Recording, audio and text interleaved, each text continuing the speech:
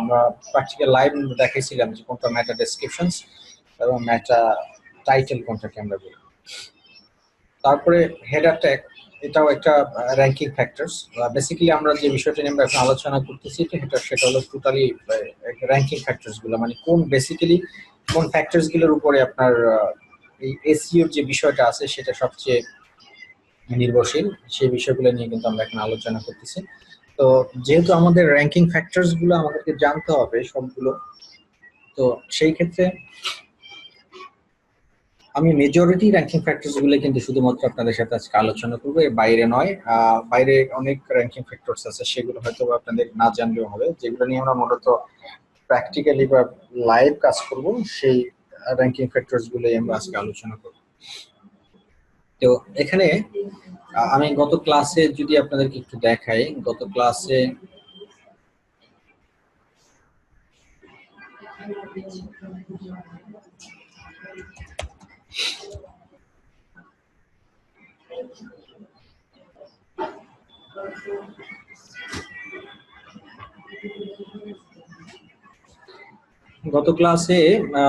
মেটা title হলো যে elite paint যে লেখাটা, সেটা হলো মেটা টাইটেল। এর পাশাপাশি মেটা ডেসক্রিপশন যেটা দেখছিলাম, আমরা যদি গুগলে একটু সার্চ দেই, মেটা ডেসক্রিপশনটা নরমালি আপনার ওয়েবসাইটে দেখা যাবে না, কারণ এটা আমরা ওয়েবসাইটের কোনো জায়গাতে আমরা বসাবো না। এটা আমরা যখন অন পেজ অপটিমাইজেশন করব, এটা ইনভিজিবল থাকবে ফর ইউজার্স। ফর এক্সাম্পল, যে এলিট পেইন্টের যে মেটা ডেসক্রিপশনটা আছে, এখানে আপনার কোথাও আপনাদের এই মেটা ডেসক্রিপশনটা আপনারা দেখতে পারবেন না, যদি না আমি কোনো এখান থেকে কোনো ইউজ করি, কোনো কন্টেন্ট বা কোনো ডেটা যদি আমরা এখান থেকে কপি করি, তাহলে একটা ব্যাপার, সেক্ষেত্রে হয়তো আপনারা ওয়েবসাইটের ভিতরে ঢুকে আপনারা দেখতে পারবেন। বাট যদি আমরা এই ওয়েবসাইটের ভিতরে কোনো লেখা বা কোনো আর্টিকেল বা কোনো কন্টেন্ট যদি আমরা মেটা ডেসক্রিপশন হিসেবে ইউজ না করি, সেক্ষেত্রে এটা আপনাদের দেখার কোনো সুযোগ নেই। সো আপনাদের এখানে দেখেন, মেটা টাইটেল হলো এটা, আর মেটা ডেসক্রিপশন কি তাহলে এই আপনার কি বলে এলিট পেইন্টের মেটা ডেসক্রিপশনটা আসলে কি, সেটা আমি এখন দেখতে চাচ্ছি। তো আমরা যদি গুগলে সার্চ দেই,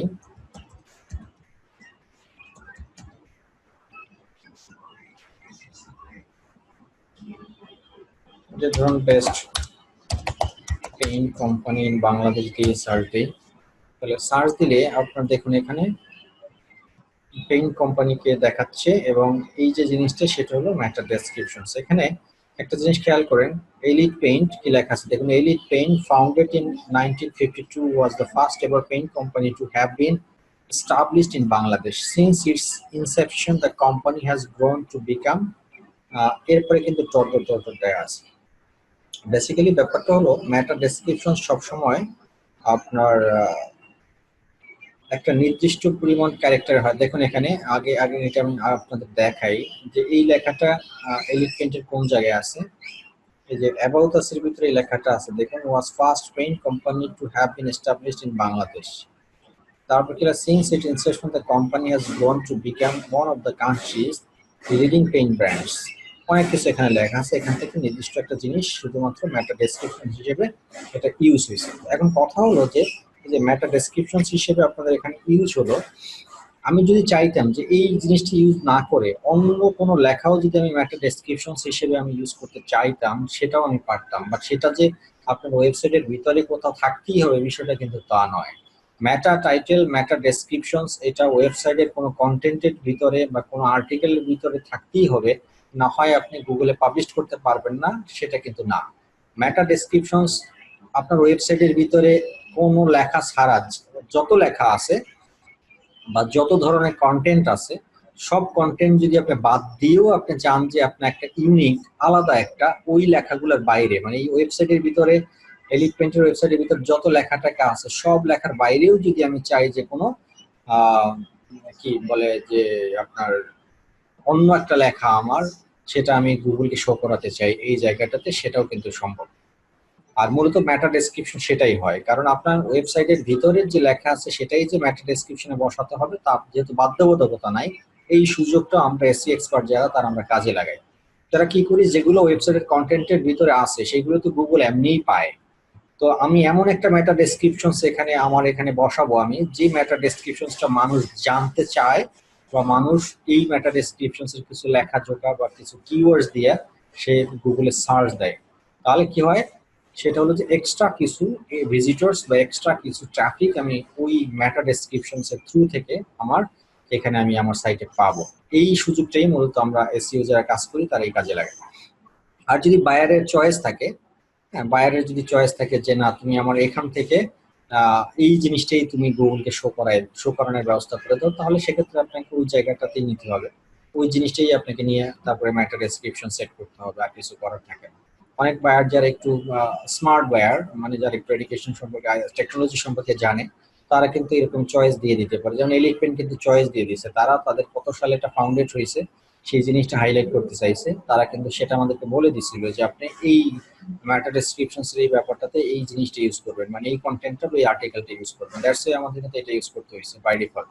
এটা কিন্তু হলো যে মেইন মেটা ডেসক্রিপশনস। এখানে আমি একটু ক্লিয়ার করি আপনাদের, এটা একটা ওয়েবসাইট, এই পুরো ওয়েবসাইটের একটা কমন মেটা ডেসক্রিপশনস হবে এবং একটা কমন মেটা টাইটেল হবে। এরপরে আবার প্রত্যেকটা যে আলাদা আলাদা পেজ আছে, এই যে দেখুন আমি যদি অ্যাবাউট আছে ক্লিক করি, তাহলে অ্যাবাউট আছে ক্লিক করলে দেখুন এখানে মেটা টাইটেল কিন্তু চেঞ্জ হয়ে গেছে, আপনারা খেয়াল করেন উপরের দিকে মেটা টাইটেল। এই অ্যাবাউট আছে যখন আমি ঢুকলাম, এই নতুন আরেকটা পেজ যখন আসলাম, তখন কিন্তু আপনার এটার মেটা টাইটেলটা কিন্তু চেঞ্জেস হয়ে গেছে। হ্যাঁ, এবং এই অ্যাবাউট আছে মেটা ডেসক্রিপশনস কিন্তু আবার আরেকটা জিনিস, আলাদা একটা জিনিস। তো আপনি যদি এই ইউআরএলটা কপি করেন, ইউআরএলটা কপি যদি গুগলে সার্চ দেন, এখন দেখেন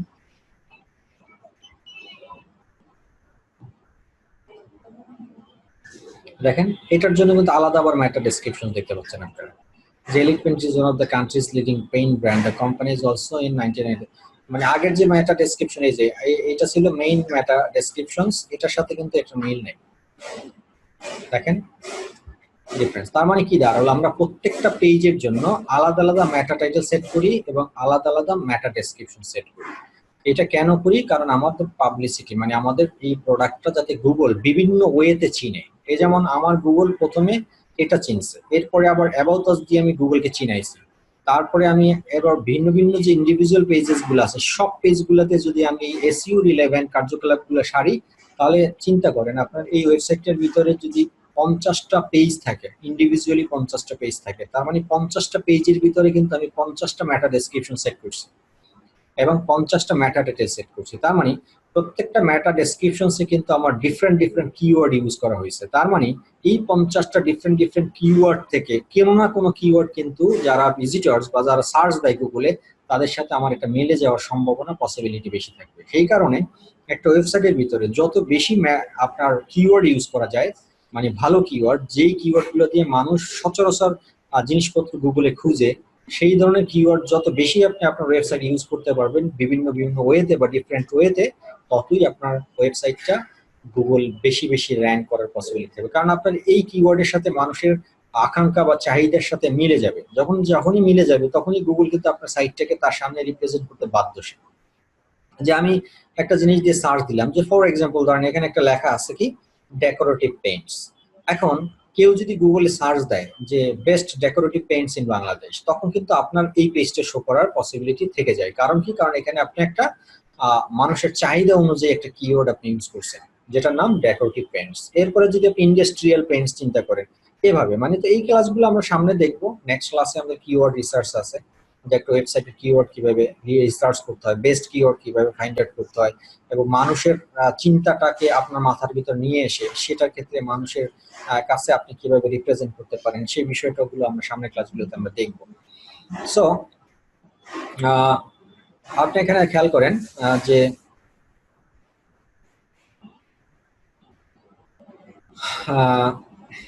কি বলে, আচ্ছা, তো এখানে যেটা আমি বোঝাতে যাচ্ছিলাম যে ম্যাটার টাইটেল বা ম্যাটার ডেসক্রিপশন সম্পর্কে আপনাদের ধারণা হয়েছে, এটা আমি বুঝতে পারছি। এরপরে আসেন হেডার ট্যাগ। এটা হলো একটা হেডার ট্যাগ। তারপরে হলো পেজ কন্টেন্ট, সাইজ ও লেন্থ এবং কন্টেন্ট ডিউপ্লিসিটি, এই বিষয়গুলো নিয়ে আলোচনা করি। আচ্ছা, কেউ একজন আপনার স্ক্রিনে দাগ টাগ দেওয়ার চেষ্টা করছেন, আপনারা এটা করিয়েন না। কেউ কার থেকে আসতেছে আমি জানি না, তাহলে আমার প্রবলেম হয়, ডিস্টার্ব হচ্ছে আর কি। আচ্ছা, তো পেজ হেডার ট্যাগটা কি দেখুন। হেডার ট্যাগটা হলো যে একটা ওয়েবসাইটের হেডার ট্যাগটা কোথায় থাকে। এই যে এটা একটা হেডার ট্যাগ। হ্যাঁ, এটা হলো একটা হেডার। আবার কোনো কোনো সময় দেখবেন যে এই জায়গাটাতে একটু বোল্ড করে লেখা থাকবে, একটু অনেক বড় থাকবে, নর্মাল ফন্টের থেকে বড় লেখা থাকে। হেডার ট্যাগ দেখি এমন আছে কিনা।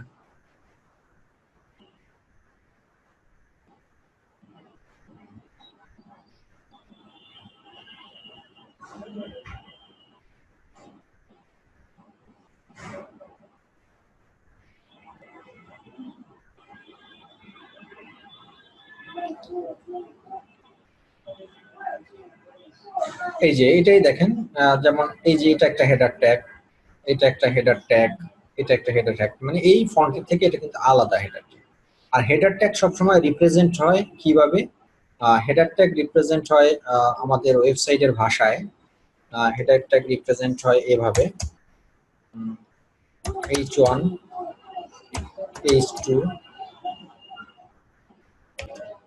সরি h3, আচ্ছা এইভাবে আপনার h5 পর্যন্ত হবে। h5, H6 না স্যার? h4, h5, হ্যাঁ h6, সরি h6 পর্যন্ত হয়। h1 থেকে h6 পর্যন্ত হবে আপনার হেডার। এখন h1টা হলো আপনার বড়, তারপর h2 আরো বড়, h3 আরো বড়, h4 আরো বড়, h5 আরো বড়, h6 আরো বড়। এখন না সরি, এটা হলো যে মানে বড় মানে ছোট আর কি। হ্যাঁ, সবচেয়ে h1 হলো সবচেয়ে বড়, এরপরে h2 আরেকটু ছোট, h3 আরেকটু ছোট, h4 আরেকটু ছোট, h5 আরেকটু ছোট, h6 আরেকটু ছোট, মানে h6টা হচ্ছে সবচেয়ে ছোট, মানে ছোট ফন্ট। হ্যাঁ, তো আমি দেখাবো আপনাদের অন পেজ অপটিমাইজেশন, এটা প্র্যাকটিক্যাল আপনারা দেখতে পারবেন। মানে ধরেন আমি যদি একটা হেডার ট্যাগ দিতে চাচ্ছি একটু মাঝারি টাইপের, তাহলে আমাকে ইউজ করতে হবে h4 অথবা h3।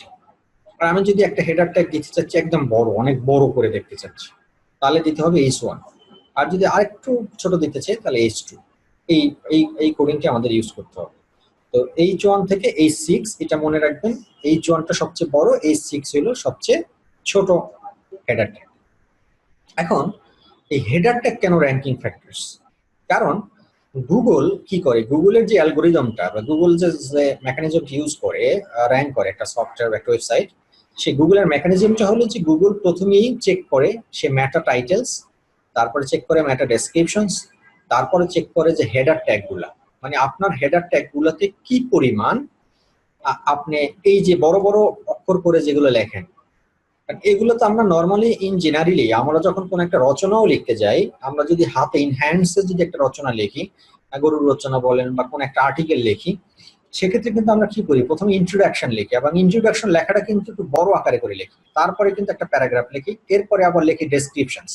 তার মানে ডেসক্রিপশনসটা কিন্তু একটা আবার বোল্ড করে দিই। তার মানে কি দাঁড়ালো, যে ইন্ট্রোডাকশনটাকে বোল্ড করে দিলাম, ডেসক্রিপশনকে বোল্ড করে দিলাম, মানে এটা দিয়ে বুঝালাম যে তুমি এটার প্রতি একটু আকৃষ্ট বেশি হবে, মানে তুমি এটা যাতে ভালো করে তোমার চোখ পড়ে এটার পিছনে, এইটার কারণেই কিন্তু আমরা এটাকে বোল্ড করে দেই বা আন্ডারলাইন করে দেই। হ্যাঁ, তো ঠিক তেমনি এই গুগলের অ্যালগোরিদমটা এভাবে কাজ করে, যেই জায়গাটাতে আপনাদের একটু হাইলাইট করা থাকবে, এই যেমন এটা কিন্তু হাইলাইট করা, দেখেন এই জায়গাটাতে যদি আপনারা আসেন, এখন নর্মালি একজন একজন অ্যাজ এ সিম্পল বা জেনারেল ভিজিটর হিসেবে যদি আসেন, প্রথমেই কিন্তু আপনার চিন্তা থাকবে যে আপনার এইটার দিকে চোখ যাবে। হ্যাঁ, তো এটার দিকে যেহেতু চোখ যাবে, তো সেহেতু আপনাকে কিন্তু আহ এটা প্রথম পড়বেন, মানে এখানে যতগুলো লেখা আছে সবগুলো লেখা থেকে কিন্তু আপনি এটাই পড়বেন। এটাই হলো বেসিক্যালি আমাদের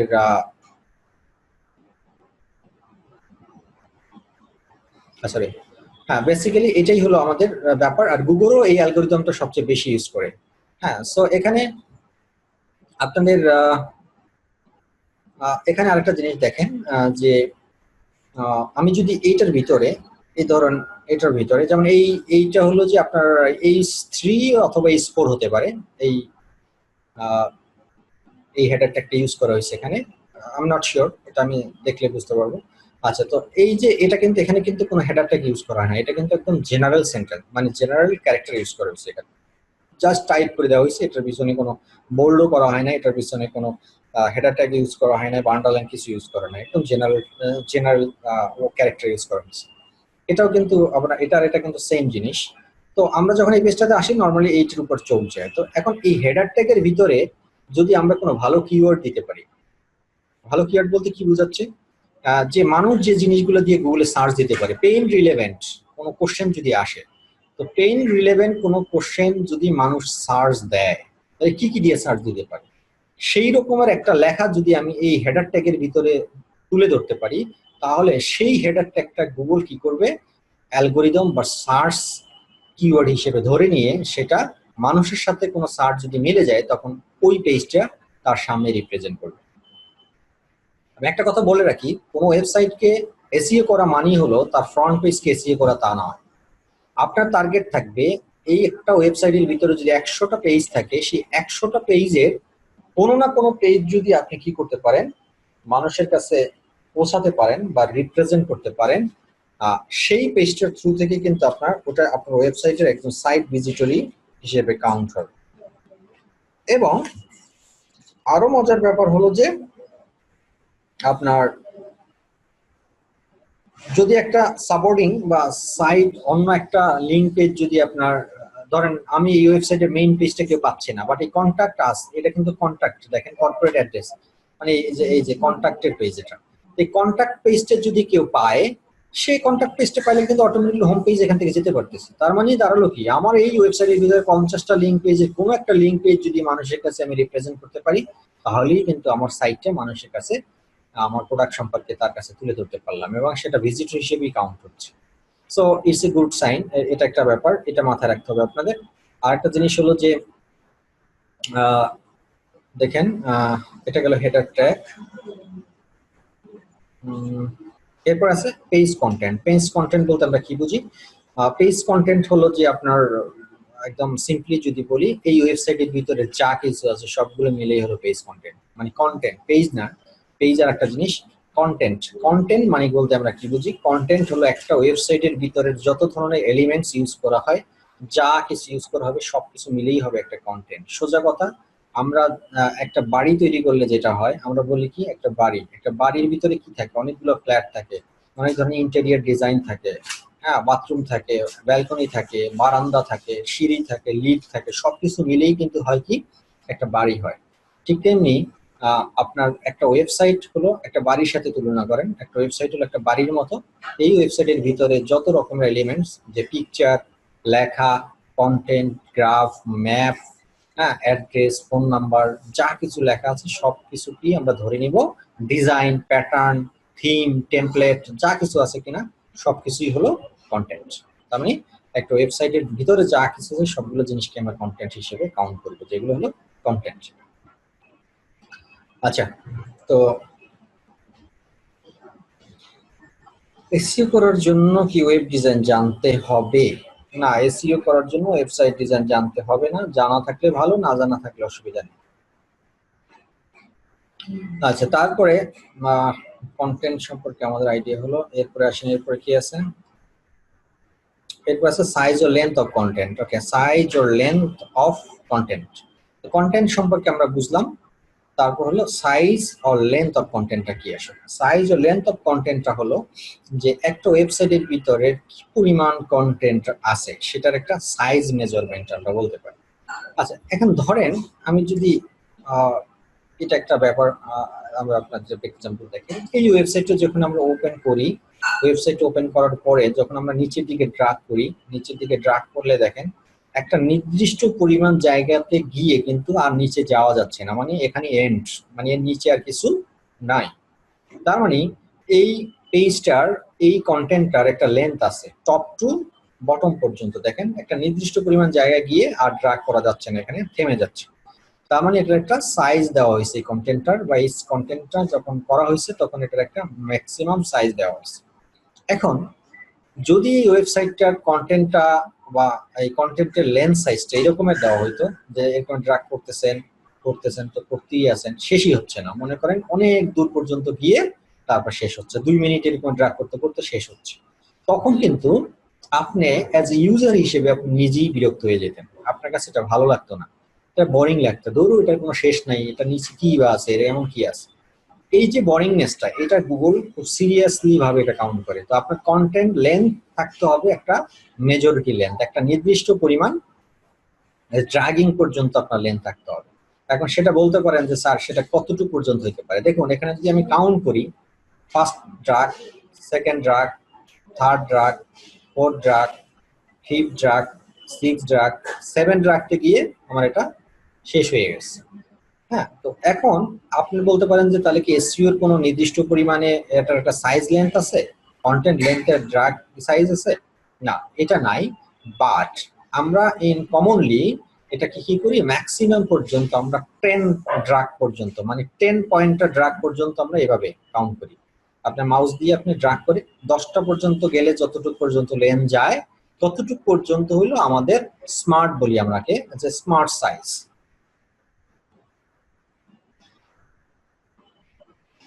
হ্যাঁ, এখানে আপনি বলছেন যে একজনের কোশ্চেন করছে, ভেরি গুড কোশ্চেন, যে ফেসবুকের কন্টেন্ট লেন্থ আছে কিনা, আবার গুগলের কন্টেন্ট লেন্থ আছে কিনা। দেখুন ফেসবুকের তো কোনো কন্টেন্ট লেন্থের প্রয়োজন নাই। ফেসবুক কি কোনোদিন এসইও করতে যাবে গুগলের কাছে, বা গুগল নিজে কি নিজের কাছে কোনোদিন এসইও করতে যাবে?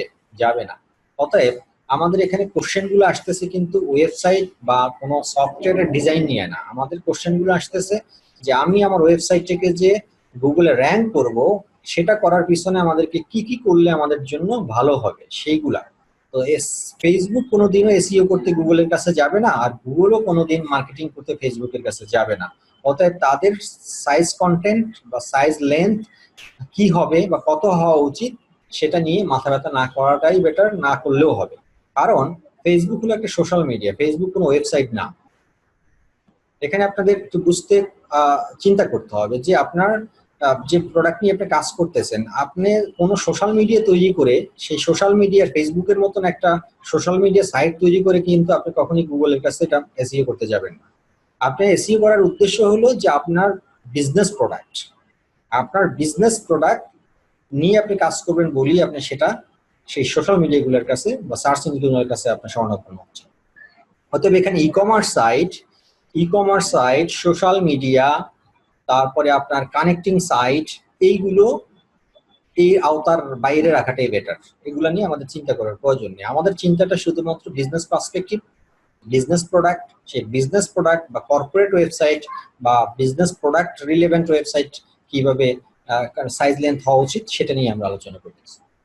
তো আমাদের এসইওর ক্ষেত্রে আমরা একটা জিনিস ফলো করি, সেটা হলো যে 10 ড্রাগস, মানে 10টা পয়েন্টার ড্রাগস পর্যন্ত যদি হয় তাহলে আমাদের জন্য বেটার হয়। এর বেশি যদি আপনি করেন আপনাকে কেউ বাধা নিষেধ দিচ্ছে না, বাট সেটা ইউজারের বিরক্তি আসতেছে। আপনার নিজের কথাই আপনি চিন্তা করেন, আপনাকে যদি এরকম ড্রাগ করতে বলা হয় যে একটা ওয়েবসাইট খালি ড্রাগ করতেছেন তো করতেই আছেন, শেষ হচ্ছে না, আপনি কতক্ষণ ভালো লাগবে?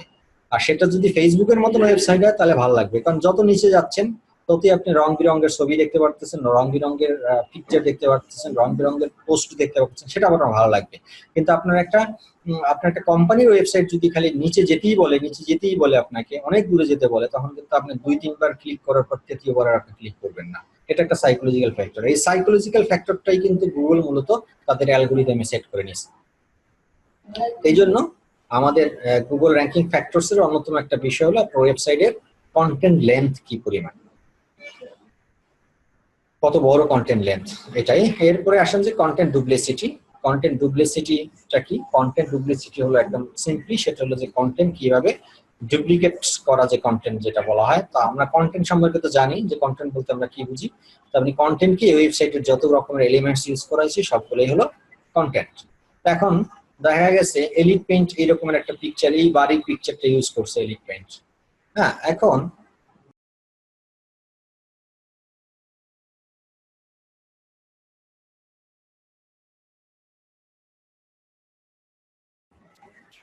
ডিসকানেক্ট হয়ে গেছিল, আমার ভয়েস শুনেন না মনে হয় আপনারা এতক্ষণ, নাকি?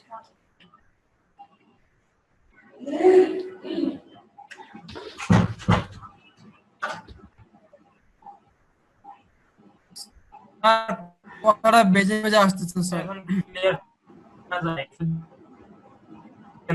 দেখা যায় না। হ্যাঁ, ইন্টারনেট এখন প্রবলেম শোনা গেছে? এখন ঠিক আছে, স্ক্রিন দেখা যায়। কারণ কথা শোনা যায় আমার?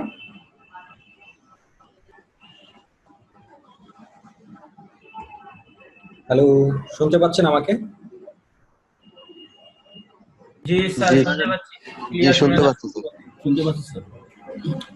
আচ্ছা, তো কন্টেন্ট ডুপ্লিসিটিটা হলো যে আপনার কোনো একটা ওয়েবসাইটের কন্টেন্ট যদি আপনি নিজে কপি করে সেটা আপনার ওয়েবসাইটের ভিতরে বসান, সেটাই কন্টেন্ট ডুপ্লিসিটি বলা হয়। সেটা হতে পারে একটা পিকচার, সেটা হতে পারে একটা লোগো, সেটা হতে পারে কোনো একটা আর্টিকেল।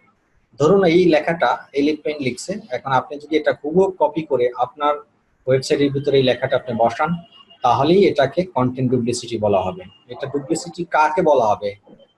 আপনার লিখবেনকে কিন্তু কোনো ক্লেম করবে না, ক্লেম করবে যে পরে বসাবে সে। কারণ এই ডেটাটা যে এলিফেন্টের নিজস্ব ডেটা, সেটা অলরেডি গুগল কাউন্ট করে নিয়েছে, কারণ এই ডেটাটা গুগল এলিফেন্ট তার আগে ইউজ করছে। এখন আপনি যদি নতুন করে এই হুবহুব এই একই লেখাটা আপনার ওয়েবসাইটে বসান, তখন কিন্তু আপনি হয়ে যাবেন সেকেন্ড ব্যক্তি। তো সেকেন্ড ব্যক্তি যে তাকে তখন এটাকে কপিরাইট ক্লেম করবে, তখন এটা হয়ে যাবে কন্টেন্ট ডুপ্লিসিটি আপনার জন্য।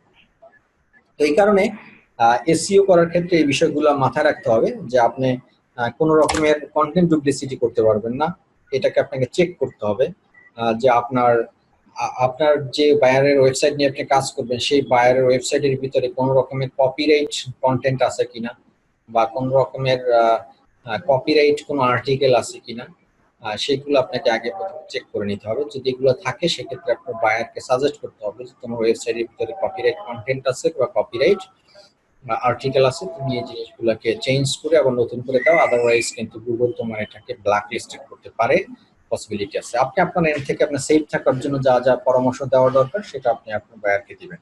আর কন্টেন্ট ডুপ্লিসিটি কিভাবে ফাইন্ড আউট করতে হয় এটা আপনারা আমাকে মনে করাই দিবেন, আমি আপনাদেরকে দেখাবো। এটা আমি ভুলে যেতে পারি যে কিভাবে আপনার একটা কন্টেন্ট ডুপ্লিসিটি বের করতে হয়, সেটা আমি আপনাদেরকে দেখাবো। আমার মাথায় যদি থাকে ইনশাআল্লাহ, না থাকলে আপনারা নিশ্চয়ই যে কোনো একটা সময় যখন আমরা আর্টিকেল রাইটিং এর কাজ করব, ওই আর্টিকেল রাইটিং এর ক্লাসটাতে আপনারা আমাকে স্মরণ করাই দিন। এটাই হলো কন্টেন্ট ডুপ্লিসিটি আর ব্যাপার। তারপরে আসেন আপনার, এরপর আসে ইউআরএল ক্যানোনালাইজেশন। ইউআরএল ক্যানোনালাইজেশনটা আমি এখন আপনাদেরকে বলবো না, এটা আমি প্র্যাকটিক্যাল না দেখালে আপনারা বুঝবেন না, যখন দেখাবো তখন আমি এটা নিয়ে আলোচনা করবো আপনাদের। এরপরে হলো অপটিমাইজ ইমেজ অপটিমাইজেশন। এরপরে আরেকটা আছে last freshly new updated contents. আচ্ছা, তাহলে প্রথমে আমরা আসি ইমেজ অপটিমাইজেশন বিষয়টা কি? ইমেজ অপটিমাইজেশনের বিষয়টা হলো যে দেখেন এখানে আপনারা এই যে বিভিন্ন ইমেজ ইউজ করা হয়েছে এখানে, হ্যাঁ। তো আমি যদি ইমেজগুলোর কি নাম দিছি সেগুলো যদি একটু দেখতে চাই, তাহলে এখানে আপনারা দেখতে পারবেন যে animation.jpg, তারপরে আপনার বিভিন্ন পিকচারের একটা নাম দেওয়া আছে। এখন আপনারা অনেক সময় গুগলে দেখবেন যে আপনাদের এই ওয়েবসাইটটার ভিতরে কখনো কখনো যদি কোনো বিষয় দিয়ে আপনারা সার্চ দেন, যে ধরুন আমি সার্চ দিলাম পেইন্ট ইন বাংলাদেশ, আমি এটা দিয়ে সার্চ দেওয়ার পরে এখানে অনেক রকমের লেখা আসতেছে। এখন আমরা অনেক সময় দেখি কি, এটা এখন দেখাচ্ছে না যদিও, অনেক সময় দেখবেন যে এই সার্চের ক্ষেত্রে এখানে কোনো ইউটিউবের কোনো সাইন চলে আসে, আবার কোনো কোনো ক্ষেত্রে এখানে একটা পিকচার শো করে, বা কোনো কোনো ক্ষেত্রে ফেসবুকে কিছু একটা শো করে। হ্যাঁ, এই যে জিনিসগুলো শো করে, এই যে এখানে যদি একটা পিকচার শো করতো এখন এখানে, তাহলে কিন্তু ওই পিকচারটার কারণেই কিন্তু গুগল আপনার ইউজারের কাছে এই জিনিসটা শো করছে। এখানে বিষয়টা কি, গুগল আপনার ওয়েবসাইটের কোনো তথ্য খুঁজে পাচ্ছে না, গুগল আপনার ওয়েবসাইটের কোনো তথ্য খুঁজে পাচ্ছে না, না পাওয়ার কারণে সে আপনার ওয়েবসাইটের ভিতর থেকে একটা পিকচার খুঁজে পেয়েছে, যে পিকচারটার নাম লেখা ছিল আমি যে বিষয়টা দিয়ে সার্চ দিতেছি সেটা রিলেভেন্ট। ধরুন আমি সার্চ দিছি কি paint in Bangladesh, paint in Bangladesh দিয়ে সার্চ দেওয়ার কারণে এই রিলেভেন্ট, ধরেন এই পেইন্ট ইন বাংলাদেশ রিলেভেন্ট কোনো ডেটা কোনো জায়গা থেকে খুঁজে পাচ্ছে না, বাট একটা পিকচারের লেখার সাথে, একটা পিকচারের নামের সাথে এই লেখাটা মিলে গেছে। তখন কি করবে গুগল, ওই পিকচারটা কি করবে, ওই পিকচারটা এখানে এত দুষ্টামি করে না, যাও তুমি মার কাছে যাও, তোকে আস্তে আস্তে খালি ফলতেই আছে, আমি বুঝতেছি না। এই ড্রপ দাও, এখন ওষুধ খাওয়ার ড্রপ দাও।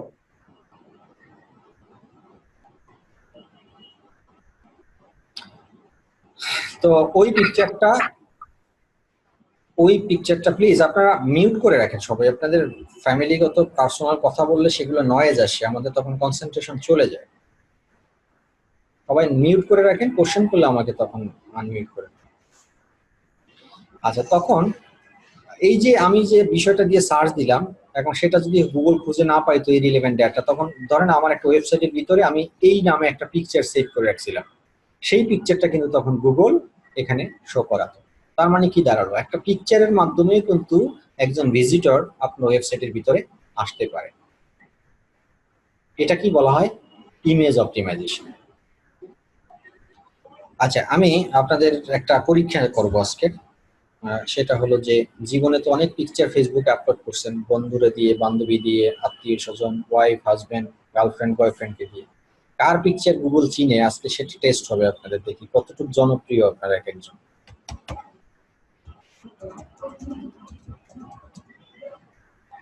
বলেন, একজনের নাম বলেন। ফেসবুকে তো লাইফে অনেক পিকচার আপলোড করছেন না, দেখি এখন আপনার পিকচার গুগল চিনে কিনা। মোহাম্মদ নুরুল নবী সামদানি দেখেন। হ্যালো, মোহাম্মদ নুরুল নবী সামদানি। এখানে টাইপ করেন, চ্যাট বক্সে টাইপ করেন, আমি এখান থেকে নিব। ফুল নেম দিবেন, আপনাদের নাম, নট ফেসবুক আইডি। এবং অন্যের প্রতি সদয়, এগুলো হচ্ছে দেখাতে ভুলে যাচ্ছে। তো উনি একটু সে থ্যাঙ্কস, যেটা হয় আমাদের বাঙালিদের, যে থ্যাঙ্কস বলার পরে কাউকে মানে একটু জোর করে যে ওয়েলকাম বলবে এটা শোনা যায় না, মানে ওয়েলকাম বলে না, বলতে এত আসতে বলে যে লোক থ্যাঙ্কস দিচ্ছে তার টাইম পর্যন্ত পৌঁছে না, মনে যেন করে আটকে থাকে, এরকম হয় না? আচ্ছা, কেউ কি কথা বলতেছেন না? কেউ একজন আমাকে কি কোনো কোশ্চেন করতেছে? আপনার ভয়েস একদম স্লো, আমি কিছুই শুনতে পাচ্ছি না ভাইয়া। কেউ যদি কথা বলে থাকেন তাহলে আপনি আরো। Thanks a lot, thank you so much, thanks a million, million but মানে 1 মিলিয়ন ধন্যবাদ। অনেক স্যার কে যেন ওখানে কথা বলতেছে, বলেন ওনাকে যদি আনমিট করে দেন, এটা তো প্রবলেম। আচ্ছা, নাসির উদ্দিন, দেখি নাসির উদ্দিন নামে গুগল কাউরে চিনে কিনা।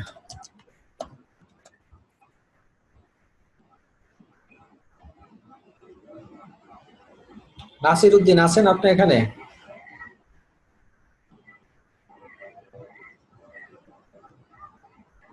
রেসপন্স করেন। নাসির উদ্দিনের পিকচার তো আমি চিনবো না, যে নাসির উদ্দিন সে বলেন যে আপনার পিকচার এখানে আছে।